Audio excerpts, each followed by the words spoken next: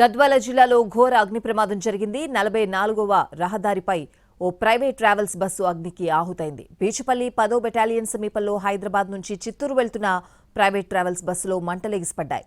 ఒక్కసారిగా మంటలు చెలరేగడంతో పలువురు ప్రయాణికులు బస్సు అద్దాలు పగలగొట్టుకుని ప్రాణాలతో బయటపడ్డారు. ఈ ఘోర ప్రమాదంలో ఒకరు మృతి చెందగా 5గురికి గాయాలయ్యాయి. బాధితులను కర్నూలు ప్రభుత్వ ఆసుపత్రికి తరలించారు. బస్సు అదుపు తప్పడంతో ప్రమాదం జరిగినట్లు తెలుస్తోంది.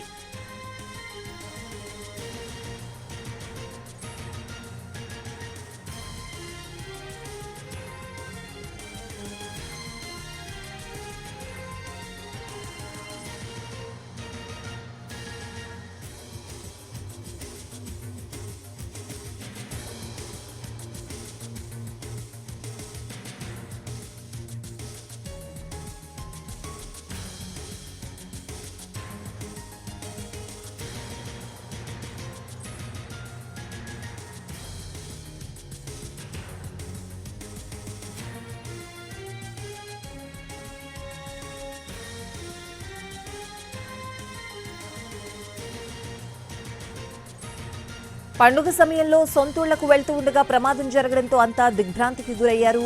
రాత్రి సమయంలో చాలా మంది ప్రయాణికులు నిద్రలో ఉన్నారు. ప్రమాదం జరిగిన వెంటనే బస్సులో మంటలు వ్యాపించాయి. బస్సు పూర్తిగా దగ్ధమైంది. అప్రమత్తమైన పలువురు ప్రయాణికులు బస్సు అద్దాలు పగలగొట్టి ప్రాణాలు కాపాడుకున్నారు.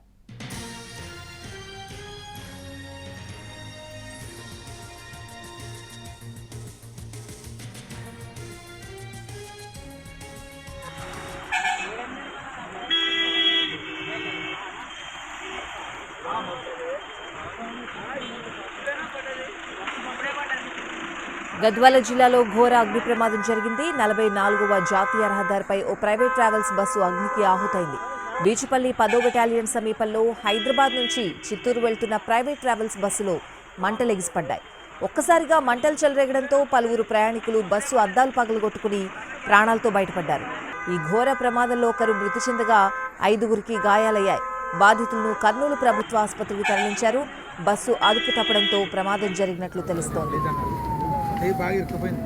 గడపార కూడా తీసుకువెళ్ళాము. ఫైర్ ఎక్కువైందని మా బయట నుంచి అది 10 నిమిషాల తర్వాత ఫైర్ అయింది సార్. ఫైర్ ఫస్ట్ అంటుకోలేదు సార్. పండుగ సమయంలో సొంతూళ్లకు వెళ్తూ ఉండగా ప్రమాదం జరగడంతో అంతా దిగ్భ్రాంతికి గురయ్యారు. రాత్రి సమయంలో చాలా మంది ప్రయాణికులు నిద్రలో ఉన్నారు. ప్రమాదం జరిగిన వెంటనే బస్సులో మంటలు వ్యాపించాయి.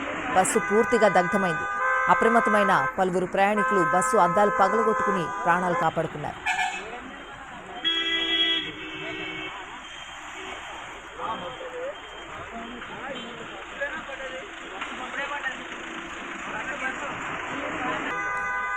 బస్సు ప్రమాదంపై పూర్తి వివరాలు మా ప్రతినిధి అహ్మద్ పాషా అందిస్తారు. పాషా, అసలు ఏం జరిగింది, ఏం చెప్తున్నారు? స్వాతి, పండగ వేళ జాతీయ రహదారి NH-44 పై ఘోర ప్రమాదమే జరిగింది. పండుగ కోసం ఊర్లకు వెళ్తున్నటువంటి ప్రయాణికులు ప్రయాణిస్తున్నటువంటి వాల్వో బస్సు మొదట బోల్తా పడింది. ఆ తర్వాత పూర్తిగా గంట వ్యవధిలోనే పూర్తిగా దగ్ధమైనటువంటి ఘటన గద్వాల జిల్లాలోని ఎర్రవెల్లి సమీపంలో చోటు చేసుకుంది. అయితే ప్రమాద సమయంలో మొత్తం బస్సులో 40 మంది ప్రయాణికులు ఉన్నట్టుగా పోలీసులు ప్రాథమికంగా సమాచారం ఇస్తున్నారు. ఈ బస్సు అమెజాన్ జగన్ ట్రావెల్స్ కు సంబంధించినటువంటి వాల్వో బస్సు. ఇందులో ఈ ఘటనలో ఇప్పటి వరకు ఒకరు మృతి చెందారు. 5గురు గాయాల పాలయ్యారు. 5గురిని కర్నూలు ప్రభుత్వ ఆసుపత్రికి తరలించి చికిత్స అందిస్తున్నట్టుగా పోలీసులు చెప్తున్నారు. అయితే AP39X4663 బస్ నెంబర్ గా పోలీసులు గుర్తించారు. అయితే ప్రమాద సమయంలో బస్సులో మొత్తం 40 మంది ఉన్నారు. అయితే తెల్లవారుజామున 3 గంటల ప్రాంతంలో ఈ ఘటన చోటు చేసుకున్నట్లుగా పోలీసులు నిర్ధారణకు వచ్చారు. మొదట బస్సు బోల్తా పడింది. బోల్తా పడినటువంటి 2 నిమిషాల్లోనే బస్సులో మంటలు చెలరేగి బస్సు మొత్తం మంటలు వ్యాపించినట్టుగా అక్కడున్న చూసిన వారు చెప్తున్నటువంటి పరిస్థితి. అయితే ప్రయాణికులు అప్రమత్తమై అద్దాలు పగలగొట్టుకొని చాలా మంది బయటకు వెళ్లారు. కానీ ఒక వృద్ధ మహిళ బయటికి రాలేకపోయింది. అందులోనే ఉండి సజీవ దహనమైనట్టుగా మనకి తెలుస్తా ఉంది. ఇక బస్సు బోల్తా పడిన సమయంలో 5 మంది తీవ్ర గాయాల పాలు కాగా NH కు సంబంధించినటువంటి అధికారులు అక్కడ వెంటనే అంబులెన్స్లు రప్పించి వారిని కర్నూలు ఆసుపత్రికి తరలించారు. మొత్తం మీద అతివేగంతో వెళ్తున్నటువంటి బస్సు బోల్తా పడటంతోనే మంటలు వ్యాపించాయి. బోల్తా పడిన వెంటనే అక్కడ ఏసీ పైప్స్ లేదా షార్ట్ సర్క్యూట్ కారణంగానే మంటలు వ్యాపించి బస్సు పూర్తిగా దగ్ధమైనటువంటి పరిస్థితి మనకు అక్కడ కనిపిస్తుంది స్వాతి. అయితే దీనికి సంబంధించినటువంటి పూర్తి వివరాలు సేకరించే పనిలో పోలీసులు ఉన్నారు. ఇది జగన్ ట్రావెల్స్ కు సంబంధించినట్టుగా నిర్ధారణకు వచ్చారు. అయితే 10th బెటాలియన్ సమీపంలో బీచ్పల్లి ఎర్రవెల్లి చౌరస్తా ప్రాంతంలోనే చోటు చేసుకుంది. మొత్తం ప్రాణ నష్టం మాత్రం పెద్దగా జరగలేదు కాబట్టి ఊపిరి పీల్చుకున్నారు ప్రతి ఒక్కరు కూడా. అయితే 3 గంటల సమయంలో ఇతర కర్నూలుకు సంబంధించినటువంటి వేరే బస్సులను వేరే వాహనాలను ఎక్కి దీంట్లో ఉన్నటువంటి ప్రయాణికులంతా కూడా వెళ్ళిపోయినటువంటి పరిస్థితి ఉంది. ఒక 5గురు మాత్రము కర్నూలు ఆసుపత్రిలో చికిత్స పొందుతున్నారు. వారికి ఇబ్బంది ఏం లేదు, ఎలాంటి ప్రాణాపాయ పరిస్థితులు లేదని చెప్పేసి స్థానికులు చెప్తున్నారు. ఇది హైదరాబాద్ నుంచి చిత్తూరు వెళ్తున్నటువంటి క్రమంలో ఈ వాల్వో బస్సు బోల్తా పడి మంటలు వ్యాపించి పూర్తిగా దగ్ధమైనటువంటి పరిస్థితి మనకు కనిపిస్తా ఉంది స్వాతి. పాషా, ఇప్పుడు పండగ సమయం అందరూ కూడా సొంతూళ్ళకు వెళ్తూ ఉంటారు, బస్సులన్నీ కూడా ఫుల్ డిమాండ్తో ఉన్న పరిస్థితులు ఉంటాయి. ఇప్పుడు అధికారులు ఏమైనా చెకింగ్స్ అవి చేస్తున్నారా లేదా? NH-44 పై చెకింగ్స్ అనేది మాత్రము ఎలాంటివి లేవనే స్పష్టంగా మనం చెప్పాలి. NH-44 ఉమ్మడి మహబూబ్ నగర్ జిల్లాలో తిమ్మాపూర్ నుంచి మొదలుకొని అలంపూర్ చౌరస్తా వరకు ఉంటుంది. దాదాపు 178 కిలోమీటర్ల మేర ఈ NH-44 వ్యాపించి ఉంటుంది. అయితే ఈ జాతీయ రహదారిపై ఎక్కడ స్పీడ్ కి సంబంధించిన స్పీడ్ లిమిట్స్ క్రాస్ చేయకూడదని దానికి సంబంధించినటువంటి వేగ నియంత్రణ చర్యలు కానివ్వండి, తనిఖీలు కానీ ఎట్లాంటివి లేవు. ఈ జగన్ ట్రావెల్ కి సంబంధించినటువంటి బస్సు అసలు ఫిట్నెస్ తోటి ఉందో లేదో కూడా అనుమానాలు వ్యక్తం అవుతున్నాయి. అయితే ఫిట్నెస్ తోటి ఉంటే ఈ ప్రమాదం జరిగేది కాదని చెప్పేసి కొంతమంది భావిస్తున్నారు, నిపుణులు చెప్తున్నారు. అయితే ఈ షార్ట్ సర్క్యూట్ కావటము, బస్సు బోల్తా పడి షార్ట్ సర్క్యూట్ అయిందా లేదా మంటలు వ్యాపించిన తర్వాతనే బస్సు బోల్తా పడిందా అనే దానిపై కూడా పోలీసులకి స్పష్టత రావట్లేదు. అయితే ఈ పండగ వేళ ఇటు రాయలసీమ ప్రాంతానికి చాలా మంది రాకపోకలు కొనసాగిస్తుంటారు. నిత్యం రద్దీగా ఉండేటువంటి జాతీయ రహదారిపై ఎప్పుడు తనిఖీలు నిర్వహించాల్సి ఉంది. కానీ ఇటు రవాణా శాఖ అధికారులు కానివ్వండి, పోలీసులు కానివ్వండి అసలు దానిపై దృష్టి పెట్టినటువంటి దాఖలాలు లేవు. మరొకటి జాతీయ రహదారిపై వేగం 100 దాటొద్దు, 120కి దాటొద్దు అనే లిమిట్స్ కూడా ఎక్కడ పెట్టినటువంటి పరిస్థితి లేదు. 150 నుంచి 200 స్పీడ్ తోటి వెళ్తున్నటువంటి బస్సులు మనకి ఇప్పుడు కూడా మనకి జాతీయ రహదారిపై కనిపిస్తున్నటువంటి సిచ్యువేషన్ ఉంది.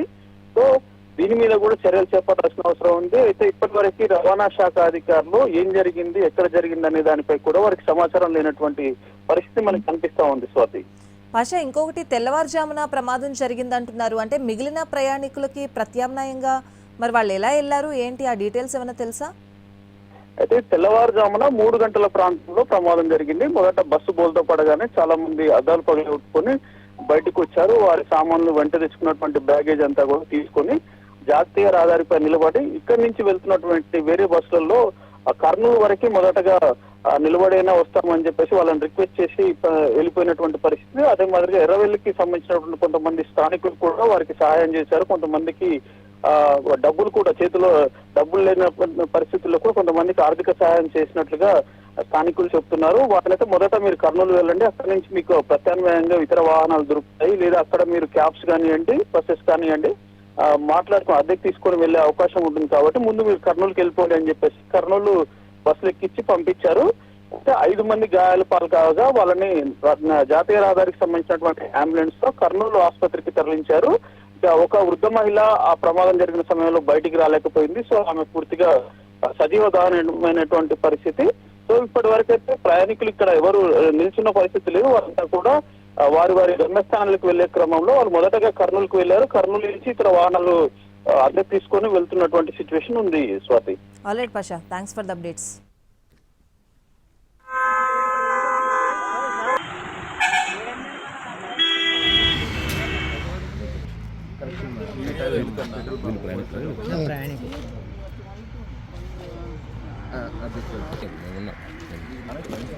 సార్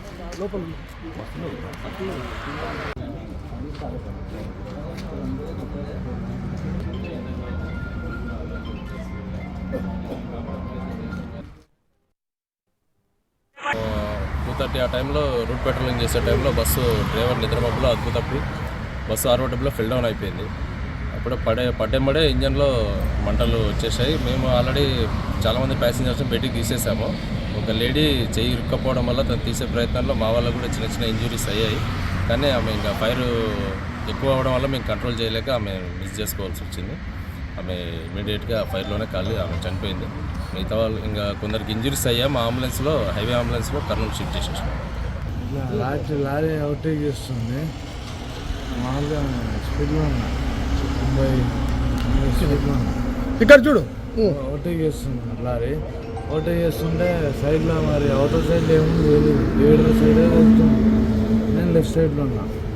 ఆ లారీ ఏం చేసిన అంటే ఇట్లా సైడ్ కొంచెం ఇట్లా సైడ్ లాగేసరికి నాకు ఇక్కడ ఛాన్స్ లేదు, రోడ్డు తీయడానికి ఛాన్స్ లేదు. డౌన్ అయిపోయేసరికి నేను రోడ్డు పల్టీ పడాను. ఇప్పుడు మా టైర్లు ఇప్పుడు 2 టైర్లు పంచర్ అయిపోయినాయి సార్. ఎంతమంది ఉన్నారు బస్సులో? 32-34 ఏమో ఉన్నారు. 32-34 ఏమో. ఎక్కడ నుండి ఎక్కడ పోతుంది బస్సు? ఇది మియాపూర్ నుంచి కడప. 2:30 ఆ టైంలో రూట్ పెట్రోలింగ్ చేసే టైంలో బస్సు